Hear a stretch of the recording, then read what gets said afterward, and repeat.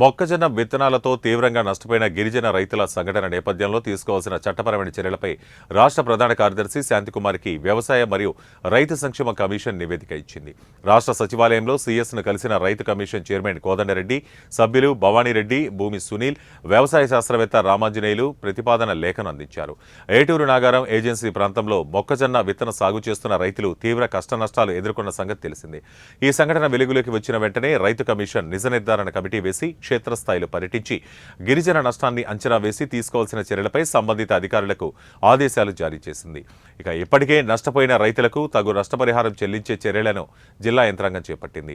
ములుగులో జరిగిన సంఘటన విత్తన మార్కెట్ చట్టాల లోపాలను ఎత్తిచూపుతున్నాయని కమిషన్ తన లేఖ ద్వారా స్పష్టం చేసింది.